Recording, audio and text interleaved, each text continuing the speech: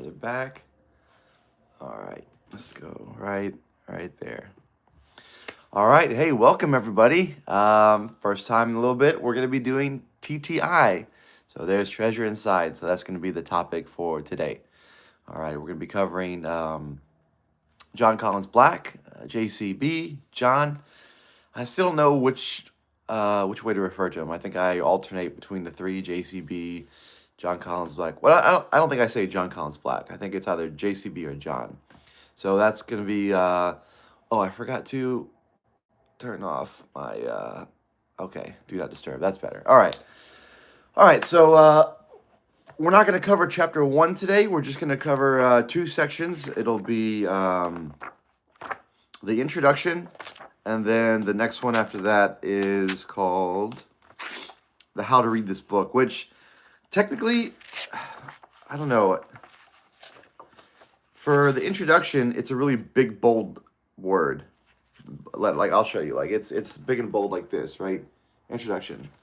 And then for How to Read This Book, it's a smaller one, right? And then you go to the table of contents, which I guess we'll cover everything. I guess I'll say we'll cover everything before chapter 1. It's both. It has right above part 1. Part 1, it has both, and they're both kind of the same. Like there's no difference if you read in the table of contents, introduction and how to read this book. There's no distinguisher for the separation between the two, and I'm gonna do my best on this second run through, right? Because this quest. Hey, what's up, Captain Kidd? Man, that symbol's still there, but I'm glad that Kelly figured out what that's for, right? It's just weird. And I saw it somewhere else, but I'm not going to get distracted by that symbol, even though it's just a crazy symbol. I'm going to do my best. A lot of the people that will be watching this one, probably not live, but the ones who will be watching this over and over again in the days to come, you guys have been dialed in on There's Treasure Inside for months, for a year, right? For a year plus. And so I'm going to do my best not to rehash old stuff, or if I do, I'll put a little caveat. But I mean, forgive me, I've been out of the game. Oh, I haven't been deep into the game for this book as I have with John's or even Chad's recently. So I'm gonna do my best just to call out kind of new stuff and not go over stuff that maybe it's just deemed as known for the community. So if you're a new treasure hunter, you got this book for Christmas and you're just now coming in, maybe go through some of my older videos in this same playlist, or right, I'm always giving shout outs to Calazar and K-Pro's Discord, and to Emma and Jam's Discord, right, to Jenny, Kyle. There's several channels, several sub channels dedicated to this book, The Treasure Inside by John. All right. Hey Diana, how you doing? All right, so we're covering There's Treasure Inside. So right off the bat, we noticed that the table of contents, it's a really unique kind of format.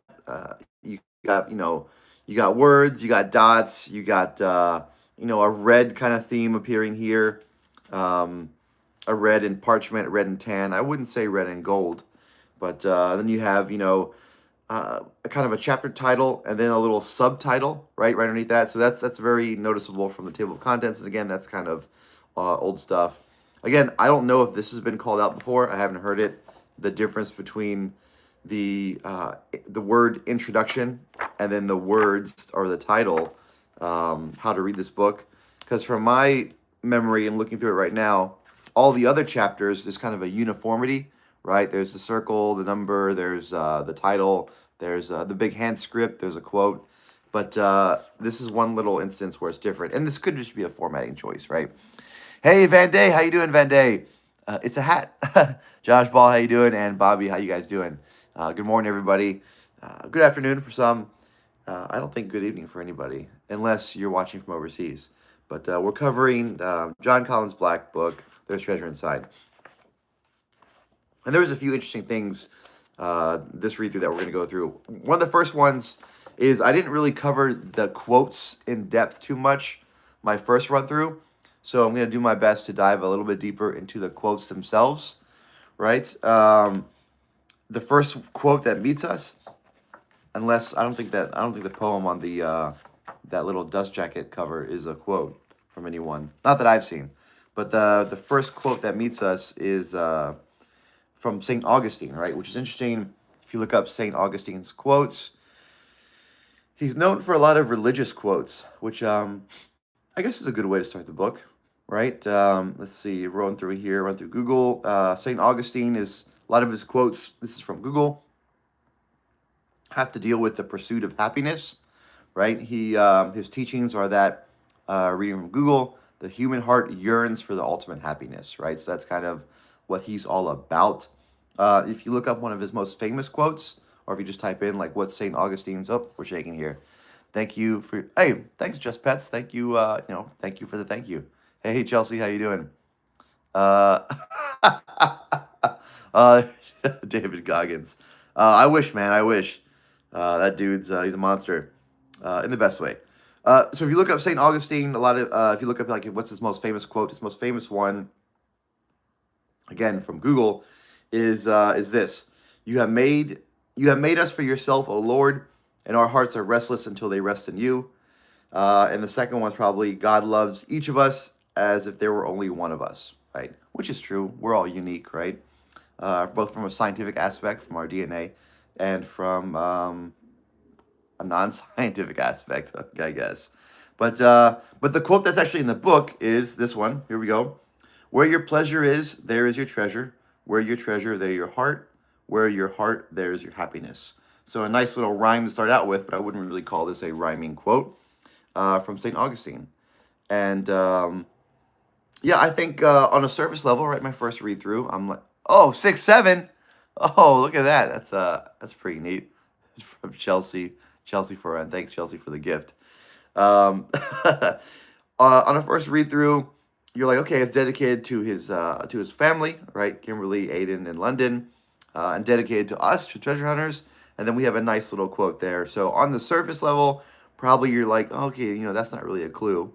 But it's interesting to know that from the very beginning, there's a little bit of spirituality put into the book.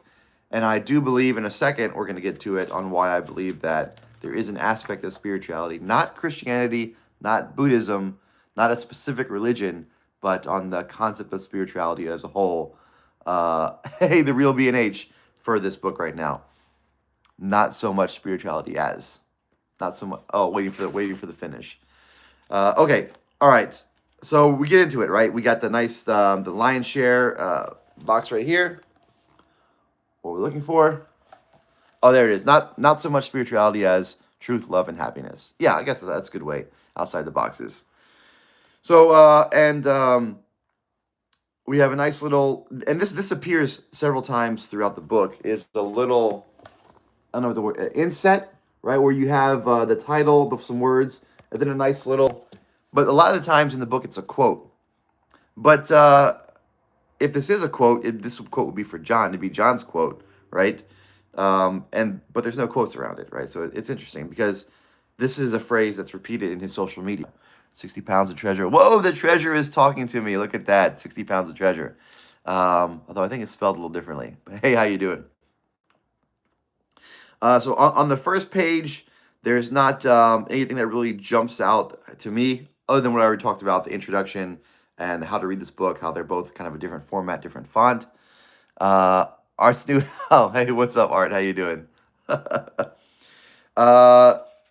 I remember, as I'm looking at this, I remember on my first read through, I called out the second to the last line, right? His ordering of Picasso, Carnegie, Washington, Tiffany, Thoreau, and Onassis. That order is a little bit particular to me, and it's called out in a few different places. But again, I talked about that the last time. But nothing on this first page. Maybe I'm going to rush to get to the next page because this is where it starts to get a little bit interesting to me. And I think there's some stuff on this second read through that we're calling out. Hey, Art. I've gone back and forth over the months about the whole argument of, and this is one that's still a popular argument, still a popular discussion, and up for debate. In my mind, I've kind of settled it, but here it is. That can you find anything in the book in part one that's going to help you in part two? right? And here's how I've my mind has not wavered on this for the past couple of weeks. Now that I've like really dived into it, is that everyone's mind thinks differently. John himself alludes to this, right? He talks about he curated the treasures specifically to appeal to a broad interest, and I think he also did the same with at least the Saul for part one, the lion's share. I think it's a little bit different for part two, but there's no way for me to definitively say, hey, nothing in part one is going to help you in part two, right? I think at times I said that a few times, but now that I've been in these hunts for several months, seen several play out, seen several not play out, I think it's no way to just definitively say who am I to assume how your brain works, right? That's kind of in hindsight, it's a wild statement for me to say nothing in part one is going to help you from part two, right? I can say that I don't think the creator intended anything in part one. I don't think he designed it so anything in part one helps you in part two. But I can't say nothing will help you because I don't know how your brain works and everyone's brain works differently. So that's my approach for now. That's my approach for these past several weeks is anything I cover, I'm not going to try to apply directly to part two. This is all for the lion's share that you don't really need any of this for the lion's share, right? But who's to say you can't find something that helps you, right? So that's kind of my introduction for that whole argument of can stuff outside of the individual sub chapters for part two, the individual small box chapters help you, right? Uh, did I say you want me to say it, Davio? I'll say it. Forrest Fenn. All right, great guy, really fun hunt. I kind of wish I was a part of it, man. I think it would have been fun to be in there. Uh, let's see. Arts do handle. Be frog knows. Frogs know everything. Frogs, man. Frogs know how to. Let me get distracted. No, let's stay locked in. Salads. It's almost like a salad. Beans. I've got bean juice for breakfast, right? Oh man, I swallowed an ice cube. Got some coffee there. Okay, so that's a good point outside the box, right? He does use Bible verses and they have numbers, right? Yes. So I've already seen I reread the whole book to prepare myself for this and all my coming Mondays, right? If you don't know, Mondays 12:30 we'll be covering John Collins back TTI for the next couple months, probably as long as it takes to get through this. But yeah, there are several Bible verses, and there's several things that refer to Bible verses. What I mean, and I'll call them out as we go through them, but either a famous historical person or event or a quote said by somebody that indirectly refers to a Bible verse, right? So it's interesting to me that he starts out with spirituality, not really calling out a particular religion, but I will say I haven't really found anything in the book that refers to another religious text other than the Bible, right? I haven't really found anything that applies directly to like the Quran or to any other like Buddhist texts or anything. But we'll be keeping an eye out for that as we go through. I've been feeling it. I've been feeling. I've been feeling it as a Fit Quest title. Oh, Fit Quest title. Oh, Fit Quest. Okay, Essay's Fit Quest. All right. Frogs Rust in the Future. Prince. Don't forget to double tap. Yes, double tap. Like and share. Subscribe. This is from Outside the Box. I'm reading the comments here. Let's just say that he does not state that things in the first part of the book cannot help you. Yeah, I think that works. That's a good way to sum that up. Outside the box. My brain works. This is working today. Bowling pin head. Cameron Brown. That's a new one. Bowling pin head. I guess it's a little bit thin right here, like a bowling pin. Bean juice. Drinking the bean juice. Frogs. Verse and chapter. I'm now on the Ready Player One rabbit hole. That's a fun one. Probably won't get to that in my videos for a couple months, but that's a fun one. UNF ASL. What's up, buddy? Do you know if the ebook is still available? Joanne, I do not. And this is we can talk about this for a second, real quick. Is that now that I'm going through this book again a second time, I really feel, especially in part one, everything is holistic, and by everything I mean the whole like book experience. I mean, we knew this book was going to be different from the very beginning, or I'll say this, I knew this book was going to be different from any other book I've read from the very beginning because one, I don't own any books with a dust cover. I don't own any books with. Well, no, I do own books with a dust cover, but not with the belly band. That's what I meant to say. I don't own any books with a belly band. I don't own any books that have a little haiku, a little poem on the inside of a belly band. Um, and I don't own any books with a very unique design like this. So I knew from the very beginning this is going to be a different experience, and I think that's the point of this treasure hunt. I think that's the point that he's designed this. Him and his the formatter that helped design um, the format for how things the layout design. And so I think you lose some of that for the ebook, right? And that's why he was kind of hesitant to do that in the first place. So I really believe that for your best chance to find something, right? I'm not going to make any definitive statement that you can't find it if there's an ebook, but for your best chance, you're going to want a hardback because I think the format, the visual, the art, the layout, even the size, I think it all plays an important role in the solve. Uh, your head long ASL. Hey, what's up, everybody? Tim K. Hey, how you doing, Tim K? I haven't seen you in a while. Yeah, I know Tim K. What's up? One the OGs for there. Thumbs up, Billy O'Connell. 18, yes, Australia. I wish I had the. You don't 60 pounds of treasure. You don't have. Oh, you're saying the ebook. Same. I had the hardcover, but I wish I had the ebook too. Evidently, it's not to read it normal. Yeah, yeah, it's not. Not in my opinion. After all this time, it's really not. 2 Corinthians 4:7. We have this treasure in earthen vessels, that the excellency of the power may be of God and not of us. Yeah, I think that's a pretty good sister quote to go with what Saint Augustine was saying. Here's 3 that I have found. Oh, he's giving us a 3. Okay, cool hoodie I'd rock it. Yeah. And I got bullied enough, or not bullied, but suggested heavily from the past 2 meetups that I should bring merch to meetups, right? And I was hesitant to it, right? I don't want to bring the merch because I have a store. If you just on all my videos, my store is linked. You click on it, direct ship to wherever you are. It's a little bit slower than Amazon Prime. This is I think it's like a 10 days, something like that. But it's like made to order. So I'm like, well, I don't want to buy merchandise and then bring it, and then I travel super light most of the time and then bring it to you. But hey, give the people what they want is kind of the number one rule of the business. So I'll be bringing some stuff. Definitely bringing Kelly something because yeah, she sponsored a couple of these videos. But yeah, you can. This is Este's Quest. Thank you, B&H, for the shout out for the nice softball pitch to hit it out the park. Yeah, you can get this lovely merch. I know Art's been wanting one too. But yeah, thank you. If you're reading the chats, outside the box is sharing 3 scriptures that he believes are connected to the hunt. So that's pretty good.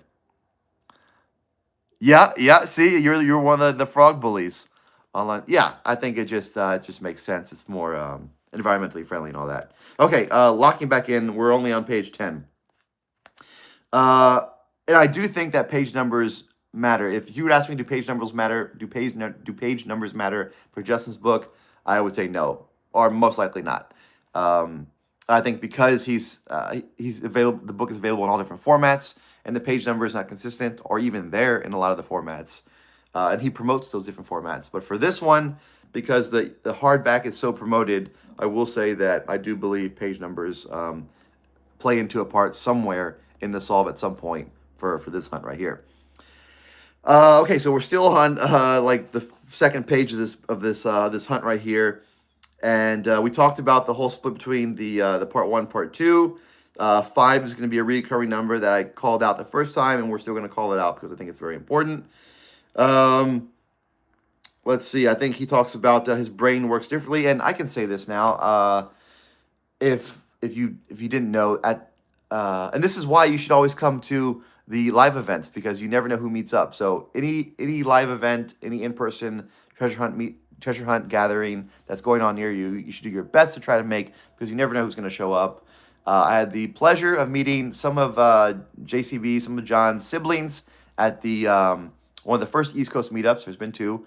The first one in North Carolina, and that was graciously put together by the lovely folks over at Treasure Hunt With Us, Jam and Emma. It's a great channel. If you don't follow them, you already should.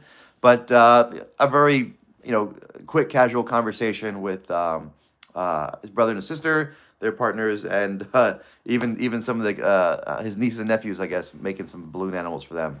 It's a talent I have. I'm very good at it. I can make just about anything you want. But yeah, and I will say that that's one of the things they reiterated. So nothing I'll say that they didn't really give out, in my opinion, any like super secret clues. This is all fair. This is above board. If the hunt is solved tomorrow, and one of the solver was at that event, I won't say there's no doubt, or there's no doubt in my mind that everything was above board. I'm not gonna say like, oh, they got secret clues. Like that's not what we're saying, because all they said was what John himself already told you, right? That he's his brain works differently, that it's unique, and he's very passionate about this project, and he put a lot of himself into this, right? So that's kind of like JCB tells you that himself in the introduction, right? So I can just double down and reiterate that yeah, his friends and family, and their reactions were the same thing he said. Like when they saw the what page is that on? Yeah, page 10. When they saw the treasure all put together in one place, there were oohs and ahs, and they were like, "You sure you're gonna give this away, right?" So that's kind of just reiterating the story that's already told here. Yeah, and I will say, after having met them, I do have a not I what's the word I want to say. After having met them, I do see more of JCB's soul into this book, right? So let me let me scroll back up here. Look at the chat. I will order some after I find a box. There we go, Billy O'Connell. Yes, you should. Joking, saves on shipping and face to face are great. I heard you were a bully frog. I guess, man. I guess some people say I'm a bully. I try not to be. I'm here to get all right, UNF. What's going on, man? You never know. I've made hella friends. Super cool. Much love to all. Can you make an Angzar balloon? I can. I can actually. I can make an Angzar balloon. Okay. Anyways, moving on.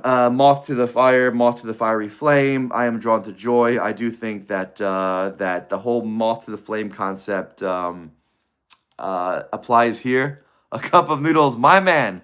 Yes, now I can. Now I can afford the good pack, maybe the spicy pack, right? Maybe one of the shrimp flavors, not just the basic one. Thank you, UNF. Shouted out UNFDF for the super chat there. Can I heart that myself? Let me try it. Yeah, I hearted it. There you go. Thanks, man. Maybe I'll live stream eating those noodles for you next time. Okay, so here we go. Moth, because this is kind of important, I think. Moth to the fiery flame. I am drawn to joy. This is one of the first analogies, if not the first. If there's one sooner, I may have missed it. But in my mind, I have this written down as one of the first analogies in the book. And I think this is a little bit of a, and this is new. I haven't been down this road before. If it's already been discussed, I apologize. But I do think that this is an example of how at least one of the paths to the lion's share, and I believe there's a couple paths to take. This is how the path of one or more of them work. That there is a light source or a heat source that is drawing the moth, us, the reader, to. And I think that part of it will be natural, right? Because he says you read the book once, on the second read through, there'll be some things that you'll pick up on. So I think that's natural. Some of them I think you might have to dig for a little bit. I'm on page 11. I just moved to page 11 in the hardback. Bill O'Connell. 10, I think. Van Day. Well, one behind. It's a hat. Hey, what's up, One Clue? Shout out to One Clue. If you're not following them, you should also follow them also. Him and his wife do a lovely production there. All right. So again, yeah, the whole moth to the flame concept. And here's one of the first big fun nuggets for me. I still, as of this day, if you were to tell me, hey, gun to my head, well, that's kind of a little drastic analogy, but forced to pick one place where I think the lion's share is, I think it's in that Michigan, Wisconsin, Minnesota, and I know that's kind of a broad area, but I think it's is that Midwest, or is that how would you define that country? Midwest, I think. Is that what they call it? The Heartland? Whatever, that area up there, right? And listen to this. I haven't heard this before. So I'm at the top of page 11. There are some people, maybe you are fortunate to be one of them, that's in parentheses, for which the emotion of joy comes naturally, one they can call forth and wear as easily as a warm, cozy mitten on a cold winter's day. Um, that jumped out to me for the Kool-Aid packets I owed you. Oh man, this is gonna make my commissary a lot better, right? Yeah, for those of you who don't know, I'm actually broadcasting from a cell. That's why this background's always the same. It's just a poster covering the hole I'm digging to escape. And no, thank you, B&H. Really appreciate that. Lion share not on the forest map. No, I don't think it is. I don't think it is. I think the Forest Fen map, if that's what you're referring to, the Forest Fen map, I think the um, Forest Fen box is there, right? I think the lion's share is a little bit northeast. Right. For thank you for paying back the Kool-Aid packets. Where we go? What did I miss? Where to start in the book? Where to start? Start at the beginning. But it was I like Patch. Patch is a great guy. I love Patch. Don't know if he watches the show, but Patch suggested that on this second read through, he's following something. I'm not going to give out his whole theory, but that the book doesn't start in the beginning, starts somewhere else, and it kind of tells you where to like zigzag through the book. Um, Maybe on a third pass I'll do that, but I really wanted to do a second pass, kind of linear, staying focused. I don't know if I feel there is a good spot that we get that seems like another beginning, maybe I'll call it out. But on the second pass, I'm going to go there. But a third pass, if we get to I don't know the 2-year mark and the sales have been found, maybe that'd be a good way to run through the third time. What are we at? How much of the little boxes are involved in finding the big box? Uh, Here's what I'll say to that, Davio. I think that if you figure out the little boxes and that solve becomes public, I would not repeat any of the way you made through, the way you solved it that way. That what do I say? The thought pattern that you think you pick up on, I wouldn't repeat that for. So it might tell you what not to do. I think that's a little different from when I said the first time. I believed several months ago when I first started the hunt that let's say you figure out how each of the 4 small boxes is solved, that the big lion's share box was going to take like one part from each of those. I don't think that anymore. I think that it's going to be all the different uniques. Um, they didn't make you bend and cough out that cell phone. Hey, it was way up there. No, no. Is that 4 quotes you've given us outside the box? But these are really great. If you're reading the chat, and hopefully, if you are watching this video and it's not live, if it's like I don't know several days after I posted this, if you click on the live comments, you should be able to read outside the boxes. Scripture says he's given us that he believes connects to the book. Right, where to start? Start where he left off in the. So Doug, I don't know if we're watching we're looking at TTI, the Treasure Inside, right? So this is John. I don't know if you caught that or not, but I do not believe, in my opinion, I don't believe that where to start is where he left off in the Fen search. I think that may apply to the Forest Fen box, the small box, but I'll cover that in another video. This is the lion's share box that we're talking about, that we'll be talking about for the next couple Mondays, unless something changes. So I believe the best way to start is in the beginning of the book. You read the introduction and read the how to start section. And I'm glad you enjoyed it, man. I'm glad. Well, I don't know. You only gave me $1.99, so they must have been kind of mid buns. I don't know. But thanks you enough again, cracking me up, man. Funny dude. Let's see. Anthony Joshua. Oh, yikes! If that's true, I didn't know he did that.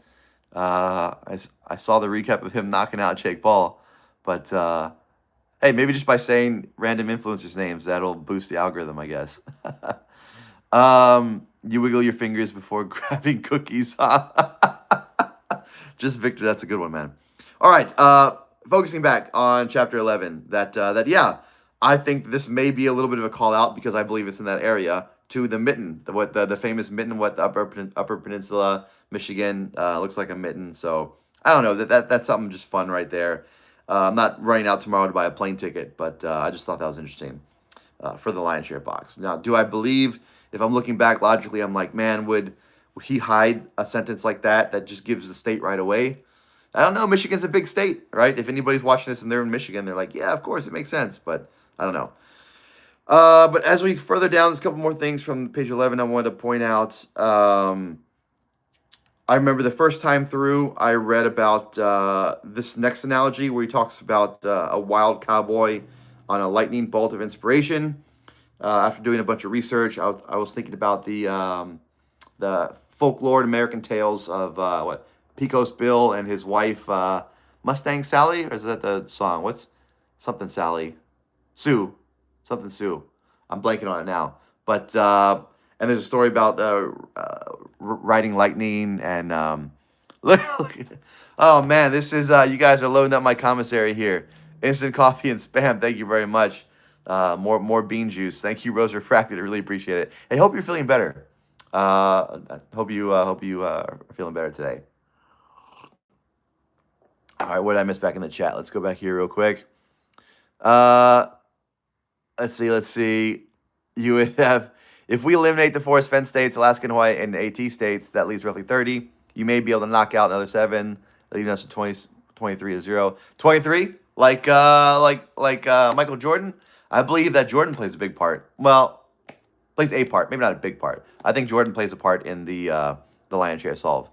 But yeah, I mean, that's one of the ways I approach. I'll have to do a. It's tough for me to throw up graphics on a live video, but I'll have to do a couple of videos that aren't live so I can edit in some graphics because I believe that chasing an epiphany. That's how I approach this, right? That's how I hunt for almost all treasures, right? Is I try to eliminate as much states as I can, eliminate an area, focus on a smaller area, and I believe that there's enough information out there to eliminate the forest fence states. I believe that you can eliminate the same 14 states, right? Because we're working off the principle that John wouldn't hide two treasures in the same state, right? And I believe you can even, I eliminate North Carolina and Southern California from all hunts. I know that's pretty aggressive. A lot of people don't, but from everything that I've gathered, I would consider those home and kind of off limits and too obvious in my opinion. But hey, what do I know? I haven't found anything yet. But anyways, and that's why chasing epiphany, it leads me to that section of the country, right? Would you ever fight a kangaroo? I would fight just about anything if the money was right. Well, maybe not a toddler, probably not a kid, but yeah, I mean, me and my buddies at work were talking about the whole Jake Paul, I think Joshua thing, and I promise this is not an influencer discussion channel, but yeah, get your jaw broke for 90 something million. Yeah, that seems like a pretty good deal. Cowboy Tyler, what's going on, Cowboy Tyler? How you doing? You should get tattoos all over your bald head. No, I'm not. I'm scared of needles. I don't. No, I don't have any tattoos at all. I want to listen to the words for those. We got closer to Johnny than most of we. Just reading the chat here. Some kangaroos have a black belt. All right, what do we got? You look like The Rock. Man, that's the nicest thing anyone's ever said to me. Bavishkar. Thank you very much. I'm trying to get that big. Actually, no. Man, you guys are distracting me today. But I love the engagement. That's what I'm here for. Me and Justin have the same weight goal, right? He came on Discord and said he's trying to get up to 225. I'm trying to get down to 225. So it's the 225 challenge. We'll see who gets there first. But some people are locked in Olympic ring method for encompassing the rough area of where the treasure boxes are. I don't know if I'm going to be covering that. I don't know if I really believe that. Eric did a great video on it, right? One clue short of a treasure hunt. And I've heard the theory seems pretty solid. I like the colors, right? I've always been a color guy. We're going to talk about colors a little bit soon, next couple minutes. I don't know if I necessarily believe the Olympic ring layout over the states or arranging them over in a map of the U.S. I don't know. I'm not sold on that yet, but I do think that they play a part, right? Anything but donuts. Yeah, we'll leave off donuts for 2026. Maybe 2027 will come back, but I don't know. Love to see you live. TTI talk and think NC is in play for that box. Can I get a yeehaw? Yeehaw! There we go. Yeehaw! That's for my buddy Tyler over there. What's going on, man? Appreciate the super chat there.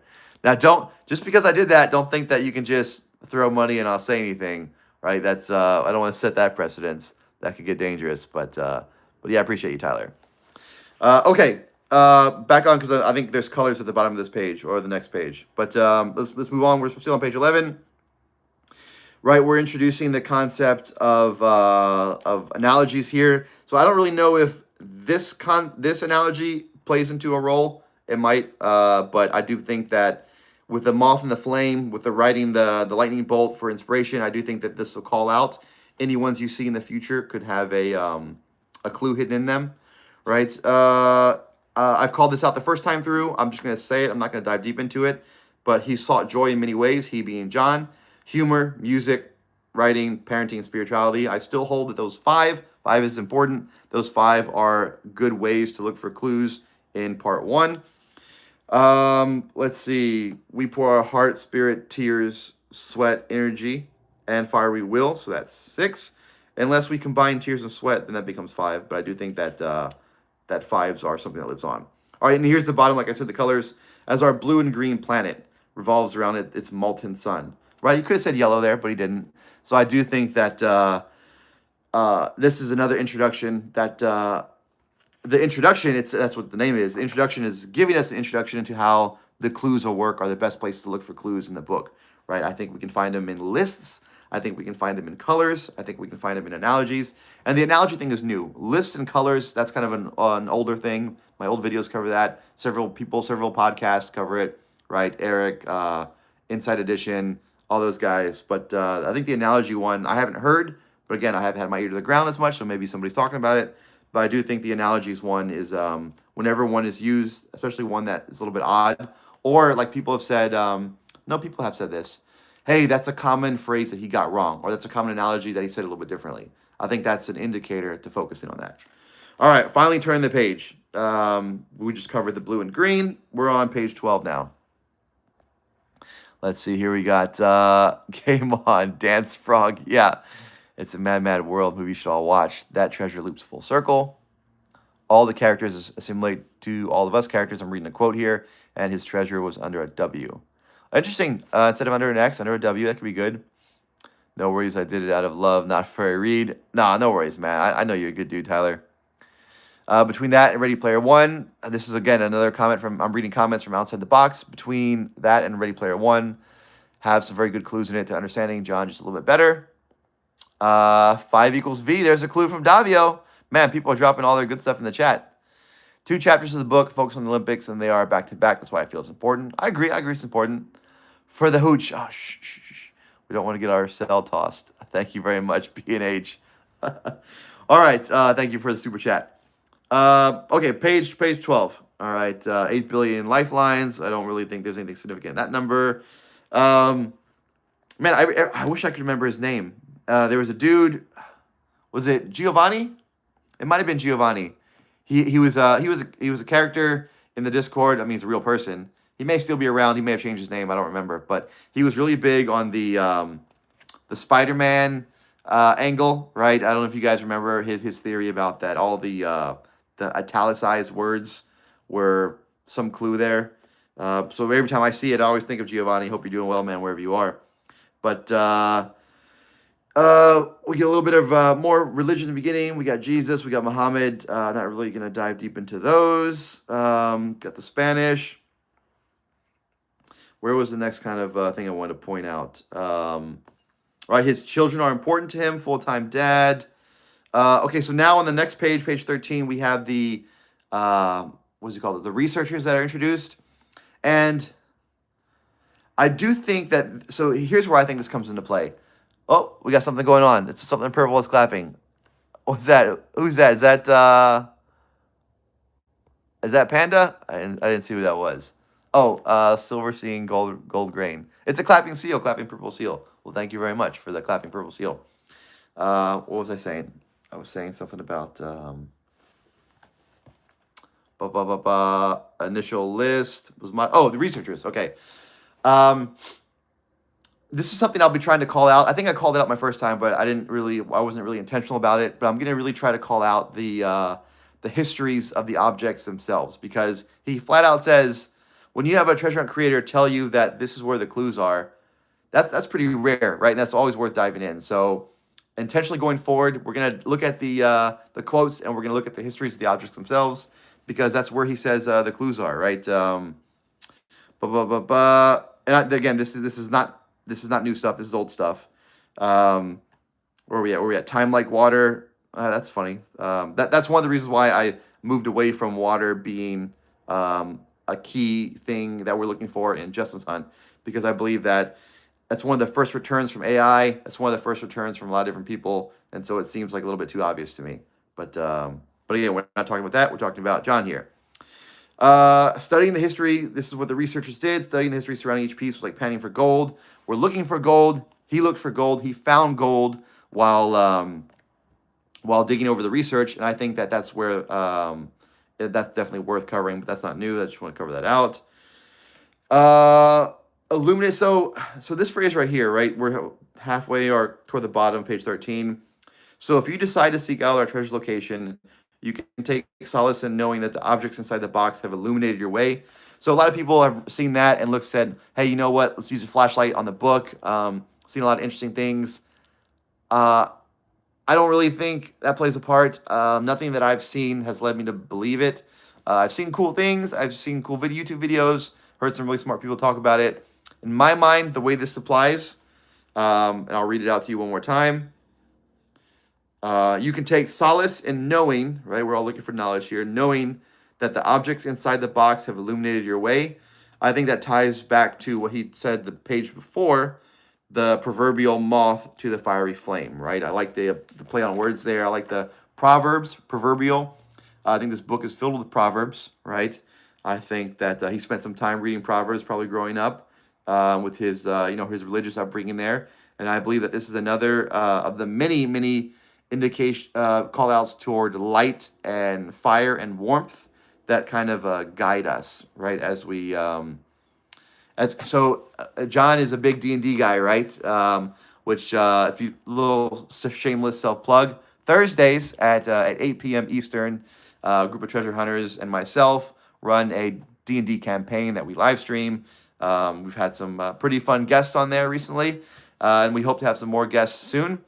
But there's something in Dungeons and Dragons called where you rest and level up and heal, and it's based around a campfire, right? It's they call it resting. There's short rest and there's long rest. I'm not gonna bore you with the full details, but I do believe that that's a core concept that was ingrained to him as a young child playing games. That when to level up, to rest, to progress, there is an aspect of being around a campfire, bringing on warmth. This is something new that I haven't heard talked about before. I've been a lot more D&D focused in my brain, so I'm seeing a lot more stuff in the book, and I think it's a valid call out because of his John's history with Dungeons and Dragons. So that's something new for you right there. What we got? What we got? Going back up. I think the background history of the items in the book are just book fillers to grab. So this is from Tyler. I think the background history of the items are just book fillers to grab the reader's attention. I don't think so, man. I really get something different from what he said. I think they're not just fillers; they're the core. They're the stepping stones. For what? What are your thoughts on the sapphire and the word search? Real quick, since you asked, I think that plays into the D&D. I think that plays into one of the I think we're supposed to research and learn about it because it's one of the first interviews. I think one of the first modules out there has a sapphire. I don't think the sapphire is the gem or the goal. I think it's something you should pay attention to, but there's, how do I say this? Traps or pitfalls or rabbit holes might be a better word, and the sapphire is an indicator of them. I've had solves before where there's like a sapphire lake or sapphire something nearby. I don't think that's how this works. It's just too obvious. It's right there in your face. In the D&D game, the module, it was an obvious and it was a trap. I think it's still a trap here. Because I picked up the word square, round, count. Yeah. And I'll do another video, man. I think my videos for the Past and Future box still hold a lot of good value. Nothing that I've seen recently invalidates a lot of that. But I'll go back to it and do another video. Thank you, Silver Seed Gold Grain, for the party hat. Really appreciate that. All right. Where are we at? Coming down page 13. Illumination, right? Yeah, so that's what we're looking for, illumination. I think it's a nice little call out to light bulbs, to ideas, to lighting the path, lighting the way, and I just talked about the D&D aspect of fires and campfires, and illuminating the rest and progression. Right, it's a trap. And then we have this lovely, speaking of attention grabbing, right? This lovely full page spread right there in color, all that gold. Again, I've seen some great theories. They're not my theories, so I'm not gonna say that they're mine. But it's just some really great theories about how if you study the this image, there's also tons of clues in here. I'm not gonna say no. I'm gonna say that that's probably not my forte, so I'm gonna let other experts deal with that. I think we can all find cool things on this image that'll draw our attention to. Hey, my eyes drawn to the frog, right? But it's so funny that I think this is attention grabbing to me, right? And such a powerful visual. I always crack up at the description every time it makes me laugh, right? You've got this gold, impressive, full spread, full color, and then you nice little description. This is a picture of some of our treasure. It just I don't know. It just cracks me up. I don't know. All right, yours in the hunt. Now we're moving on to how to read this book, right? This is one of the most important chapters, I'll say, right? And which is interesting to me because I think it's one of the most important, and the header is the smallest. I think if you look through all the other chapters, they have the same header. The introduction, I think, is smaller than those, or might be the same size. I have to get a ruler out. But this is one of the smallest ones. Look at this. Look how small that is. It's barely bigger than the actual text. That should be, and there's a blank space, so it's not like why is it so small? Like there's all this space up here. It should be a massive how to read this book, right? Is that a clue in its size? I don't know, but I definitely do pay attention to the size and the format of this book, and I'll be calling it out on our second read through. I should say Little Pretty City with Beach and Sand and the Sapphire. Yeah, maybe. Man, I feel bad for Florida. I think it's funny. All the major hunts that have gone by, I think Florida gets passed over. I think that might be because there's already so many treasure things associated with Florida. I mean, I know they call it what the treasure state out there in the West, but Florida. I mean, you've got all those gold shipwrecks, right? The all the history and lore, the Spanish galleons and all that. I think Florida gets shafted, man, with these big hunts. I don't think anything's in Florida, honestly. I'll say that. I've been saying it, and I'll continue to say it. My feelings on Florida are just slightly better than Montana. Okay, here we go. How to read this book. So, which again, if you're not interested in treasure, you can probably skip this, which I think is why it's different from the introduction, right? And again, I've called out the first time I read through this is about the mural, the photos, the color. I think that all applies. I'm not going to hammer that point home. We're going to try to point out some new things here. Right, we talked about the Spidey sense. This one, which I don't think I covered as much on my first read through. Here, listen to this quote right here. Also, if you find a topic or story captivating or intriguing, and your instinct is to go research further, I invite you to do so. Right, so I think that's intentional. And here's where I think his role as a dungeon master in the past play a part. I think he's got a pretty good bead, I'll say, on treasure hunter psyche, if that's the word. And I think he approaches it from a game master view. So I think that, in my opinion, again, I consider myself low to beginner, mid dungeon master. I've only been doing it for a couple of years. But I look at some of the greats on YouTube, right? I love watching Critical Role. Matt Mercer, I enjoy watching anything he puts out. And if you watch him build his world, run his campaigns, he's great at identifying character motivations, identifying player motivations, which are different, right? There's the player, the person, and they're playing the character. And sometimes their motivations align, sometimes they're different.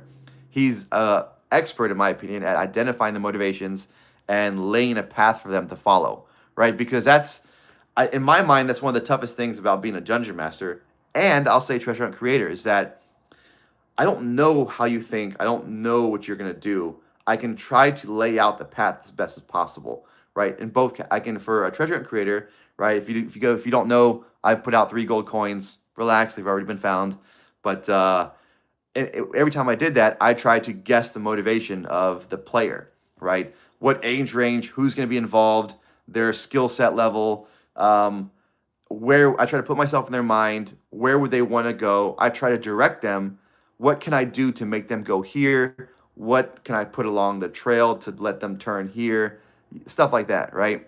Same thing in being a dungeon master. How can I lay out the story that I want to tell cooperatively? What can I say? What can I describe that'll get them to go down this path, right? I see this, and again, I could be wrong, could be way off. I see this in the book from both a creator and a dungeon master, right? I see John laying out, describing things, highlighting things, both visually, which I believe that's why the hardback is so important, both visually and in his words. And I think that those are the paths he wants us to follow, right? And this is where, when he laughs about the whole red herring thing, that there's a difference in my mind, and I believe John sees a difference in red herring and trap, right? For the player, right? Which the sapphire in my mind is one of them, right? And I'll try to call those out as we go through. But that's my little rant over there. Pendulum says hi. Are you? If you were Pendulum, I'm super jealous. And how did Pendulum say hi? Pendulum's a great player, great one of my D&D buddies over there. I think the background history of the items just we'll catch up in the chat. I'm finding joy in stories about the treasure items. Yes, yeah. Hey, Barry, like the buzzwords there. That's the intention, my friend. It's a trap, I should say.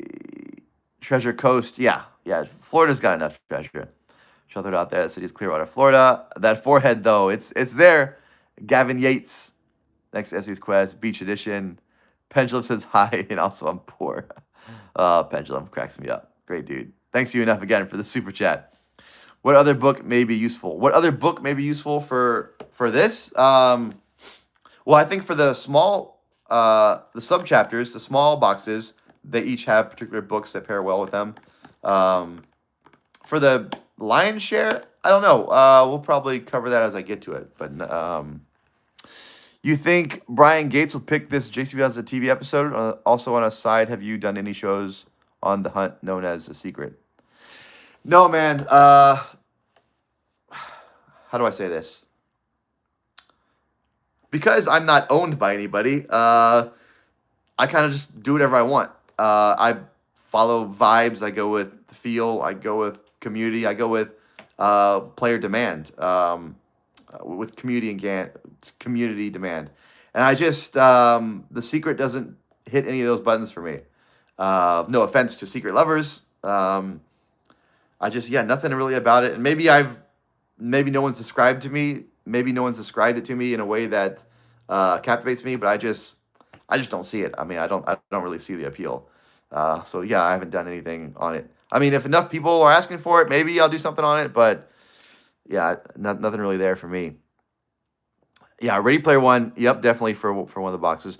Now I've been seeing. I don't know if it's just you and Art and you guys are teaming up, but I've been seeing some people say that that Ready Player One, you can find some stuff for the lion's share. If it is, I don't know if it's intentional. I just think that there's commonalities whenever you do any kind of treasure hunt, whether it's a book, a movie. I think there's certain just commonalities that can't be avoided with treasure hunt. I think there are certain universal truths, right, both in the universe as a whole and in treasure hunting. So maybe that book helps you out. Maybe I don't think it's creator intended, in my opinion. Let's see. Your wife owns you. That's true, Davio. I misspoke. I am owned. My wife does own me. That's why I got my tracking device on. Nobody owns Froggy. The Secret is lost to history. Fair, I was just curious. Free the Frog. Just started reading Player One. It seems their general connections to things I've heard about TTI. I'm just here for Froggy support. I appreciate it, man. I really do appreciate all the community support and engagement. I mean, this is why in the beginning I did more pre-recorded shows and lives, but then the engagement started happening. Like, I love interacting in the chat. I'm happy to go down rabbit holes and discuss stuff. So I really appreciate those who make the time. I know it's an odd kind of time, middle of the day. People are like, why don't you do it in the evening? I don't know. there's a lot of shows that happen in the evening. Respect them. I don't want to encroach on that. Also, I'm busy a lot personally in the evenings, so the afternoons are always free for me on my calendar. So yeah, I just like to do the afternoons. I'm weak, Davio. Miss you, dog. Hope you had a great B day the other day. Yeah, shout out to Davio. Happy birthday to Davio. Turn in what's that? 40, 44? I'm gonna finish it for UNF. Yeah, I heard he's a slow reader. I think he got the edition with a lot of pictures. Free the frog, freeze a bird, froggy. It's the parables in Ready Player One that are of value. Um, I think I agree with that, Gypsy's Kiss, because I think that parables, no matter what culture, no matter what context, have a lot of value in them as a whole, right? So I would agree with that. That the parables there have pretty good value. Much love to the Frog family. Yeah, man, I'm surprising to me. I think most of the Frog family will be in Vegas. Mom and Dad already got tickets. Me and the wife got tickets. So I got a sister and a brother out there, roaming around. So maybe they'll get involved at one time or the other. But yeah, you'll see a lot of the Frog fam there in Vegas. Frogs and rabbit holes. Josh Ballson, high five, buddy. Boop. Silver seed, man. Your name is a tongue twister every time. Appreciate the flower. Sorry I missed your last live, Toby. Looking forward to discussion with you. Yeah, Toby, Gypsy's Kids, guys, he's got a great one coming on.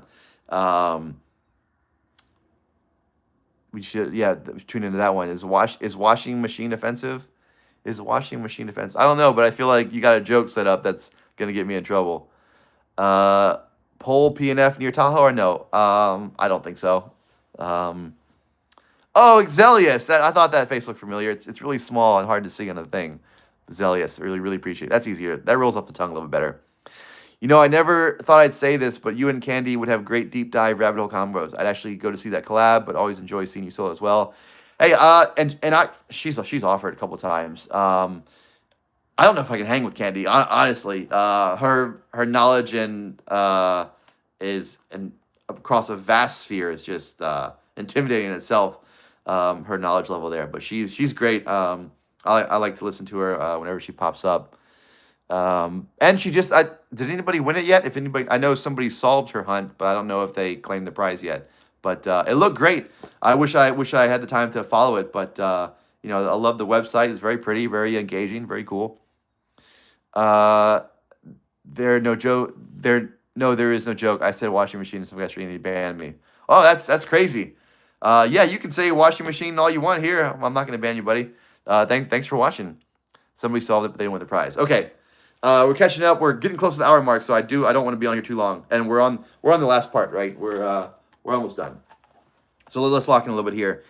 I lost my train of thought, whatever I was talking about before, but I do see this quote right here, and I said we call out the quotes. So let's go ahead and look up this one to get the broader context. I was having trouble figuring out how to keep my phone screen unlocked and open. Technical difficulty on my part, so I have to type this in again. Caesar, hope I'm pronouncing that right. Pavesi, Italian poet, novelist, literary critic, and translator. So we have a saint, St. Augustine, and now we have a literary critic. The only joy. I just want to read the context here. The only joy in the world is to begin. Famous quote by Italian writer, emphasizing that life's essence and happiness lie in the constant new starts, renewal, and the act of starting things, rather than dwelling on the past or waiting for perfection. Which is interesting that he ties into Tennessee Williams on the Google. But so here's what I'll say here, and I don't think I shared this the first time around. So I see this as similar to how the AI just called out the constant starting, right? Which to me implies that you need to go through several different times and look for, maybe like Davio was hinting at, look for the proper way to start, or the real start, right? And Patch was kind of hinting on that online in one of his discussions that, anyone can, open the page, start at the beginning, right? But we need to find the real start. And if the only joy in the world is to begin, how much sweeter is that joy when you begin in the right place? Would be a follow-up that I added to that quote. Let's see. What we got in the chat here? First, Jam.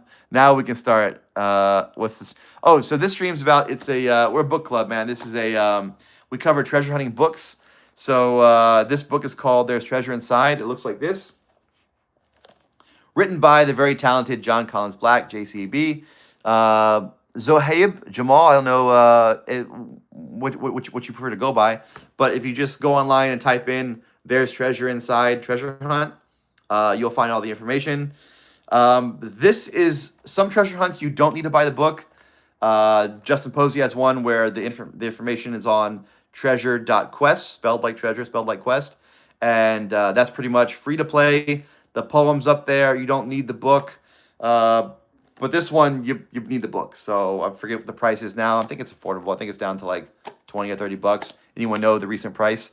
But it's a really pretty book. There's tons of pictures in there. If you're like me and you like picture books, and it's all about treasure and gold. And I'm burying the lead here. I should have led with this. The author hid couple $1 million worth of gold because of the price of gold all around the U.S. So if you're not in the U.S., that's tough. I guess you can still get the book and play along and maybe partner up with somebody, right? I've heard of people doing that. But if you live in the U.S., you definitely want to get this because he's made it so these 5 boxes are spread out and one should be close to you, right? So that's a little recap of what the stream is about. Welcome, Jam. Welcome, Gigi. UNF with the crown, #1 spot. He says, Gypsy Kiss, heard you're interviewing Justin. Can we submit questions to you, or is that not a thing? Yes, if you guys don't know, I don't know if the date's been announced at Gypsy's Kiss, but they're in the chat right here, and they have a channel. I think if you just click on their name, it'll link to their channel, but they've got a lot of great stuff on their channel, so I recommend that you check them out. So it's about the book, There's Treasure Inside. Oh, yep, he's answering them. First, you're an hour late, allegedly. For anyone who don't know, we have royalty in the chat with us, treasure hunt with us. That's the moniker of Jam, one half of the Emma and Jam show. Feel free to post and plug your stuff. Jam is an amateur competitive eater, and he's going to win that second place trophy in Phoenix. So I can say that because it's my chat, and he doesn't really have a voice here. So, good luck with #2, Jam. Haha. Last book club read 1992, Not Treasure Inside. Yeah, it's a book club. Found your video yesterday. Josh Ball. Josh Ball, what's up, Josh Ball? Yeah, I think we're all looking forward to it, Gypsy's Kiss. We're all looking forward to it, man. Let's go for interviews and channel. It's always a blessing. Yeah, for those of you who definitely, I will say, when we get to the Forrest Fenn box, the small box that John hit out there, you're probably gonna want to go check out some of Gypsy Kiss's old Fenn videos because John he's said this. This is not theory. This is not a maybe. This is not a guess. He hid his box where he was looking for Fenn's box and saw a place and was like, it has to be here. And it's like, I'm gonna hide something here, right? So it's gonna behoove you to kind of figure out where everybody was looking in the common theories, the thoughts back then. Get yourself in the time frame, get yourself in the mindset of a Fenn hunter during the peak of the Fenn insanity. And what better place to do that than Gypsy Kiss's channel? We got herbs and animals are rare. We got all kinds of toads. What's up there? It looks like we got a toad fan. Yeah. What happened to their freedom of religion? What did happen? It takes some kind of read on speed, but we have a plan. I read Treasure Island. That's similar. Oh, there is a Treasure Island call out. I can't remember off the top of my head. Maybe someone in the comments remembers where. But so picture Treasure Island if the author of Treasure Island actually hid physical gold in the ground in the U.S. I'll say that. Yeah, this is a real treasure hunt, buddy. This is real. Let's see. I do have personal question for JP. Here we go. Breaking news. JP interview, 8 p.m. Wednesday, January 7th. So put that on your calendars. If I have #2, you're #3. No, buddy. No. Yeah.